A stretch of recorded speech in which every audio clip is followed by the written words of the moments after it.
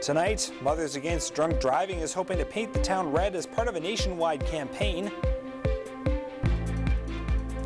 The approval of the Trans Mountain Pipeline draws loud protests. And plans for this year's Crystal Cup are beginning to take shape.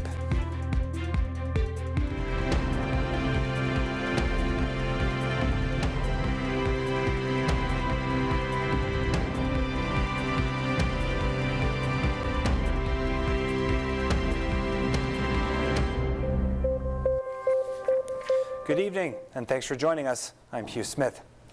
Mad Dawson Creek have kicked off their Project Red Ribbon campaign. Supporters tie red ribbons to vehicles, antennas, and to common items to help them remember the lives lost from impaired driving. It's the 30th year for the Red Ribbon campaign, and it occurs all across Canada during the holiday season. Alcohol and drugs are involved in about 58% of road crash deaths. That means that 4 people every day in Canada lose their lives. And it's a completely 100% preventable tragedy. Mackenzie says the ribbon serves both as a memorial and as a pledge to drive sober. There's still work to be done. So with this campaign, we're asking people to wear the red ribbon in honor of the victims and the survivors of impaired driving, as well as wear the ribbon as a pledge and as a reminder that it's never okay to drive impaired. Ribbons can be collected at local organizations in the city. For more information, check out our website, cjdctv.com. A major approval for the controversial Kinder Morgan pipeline. Canada's energy regulator has given the green light in British Columbia. It advances the company's quest to expand the Trans Mountain pipeline and helps get Alberta crude to Tidewater. Meantime, anti-pipeline activists say the setback won't keep them from trying to disrupt the multi-billion-dollar project. CTV's Ben Mildure reports.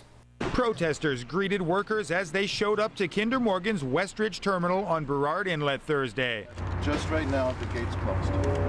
The group successfully blocked the gate for hours, but later in the day were dealt a setback in their fight to stop the Trans Mountain pipeline expansion.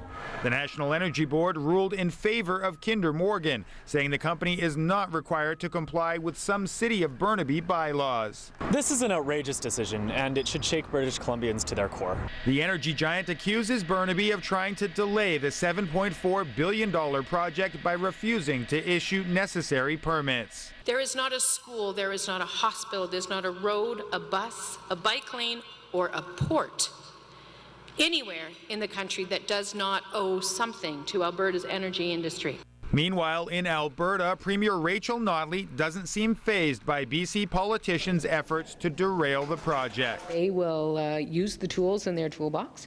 I think the question becomes, how many tools remain in the toolbox? The pipeline would triple the amount of oil flowing to the BC coast and bring a 7-fold increase in tanker traffic to Burrard Inlet. Environmental groups and First Nations have 17 lawsuits pending against the pipeline. Stop resisting. Opponents, many of whom have been arrested in the past, vowed to do everything in their power to stop the pipeline. If the federal government thinks they're going to be able to put a pipeline through here, they've got another thing coming.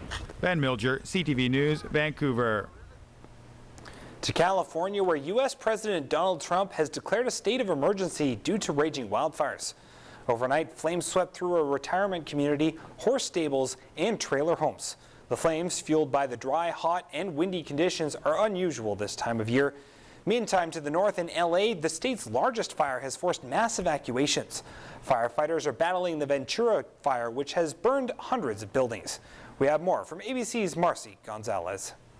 The newest fire erupting in San Diego County, racing through neighborhoods, scorching 4,000 acres in fewer than 12 hours. Fire was coming right at us. I mean, within matters of minutes, it had spread. Thousands of residents evacuated, at least 4 injured while trying to escape from the flames. It was just crazy. At least 20 homes destroyed. Fire crews trying to save others from the air, dropping fire retardant. Catching the family inside this house off guard. All of the wildfires burning today in Southern California are fueled by wind gusts now topping 55 miles an hour. These winds gusting, you have embers. As you can see, the fire's pretty far away, but it's sailing embers over our head right now. The largest fire in Ventura County growing even more. Flames scorching 132,000 acres and still spreading. The whole town could go down the way the fire is coming around us. And more than 400 homes and other buildings there have been destroyed. The winds are a bit lighter today, so firefighters are hoping this could help them start to get these fires under control.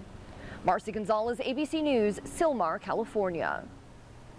Overseas, violence has flared between Israeli forces and Palestinians protesting Donald Trump's decision to recognize Jerusalem as Israel's capital.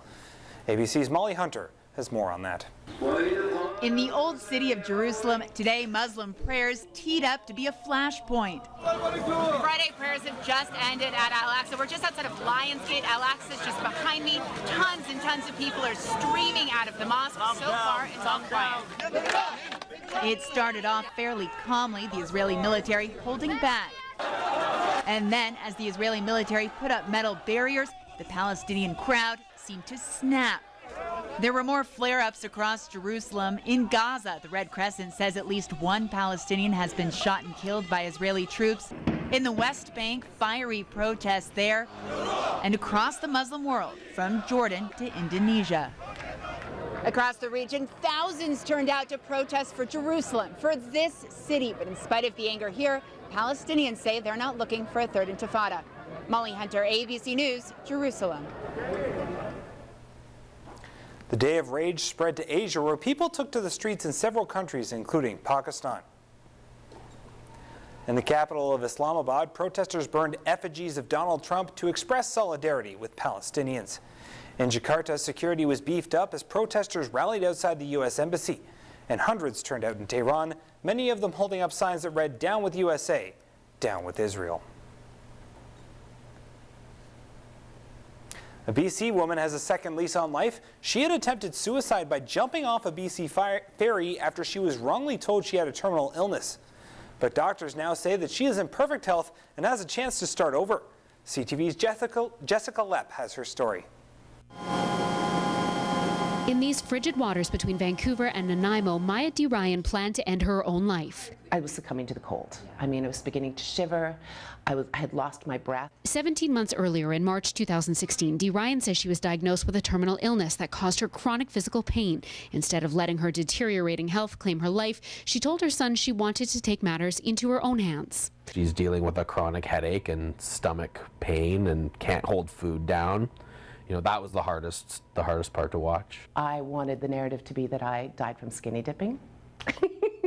On October 30th, D. Ryan boarded a BC ferry traveling from Horseshoe Bay to Departure Bay in Nanaimo. Halfway through the sailing, she stripped down on a car deck and took the plunge into the water. It was freedom, it was liberation, it was wonderful. But her plans weren't as discreet as she had hoped. And suddenly I heard an alarm and the announcement, "Man overboard," and all of a sudden the magical moment changed. D. Ryan swam away from the ferry, hoping not to be seen.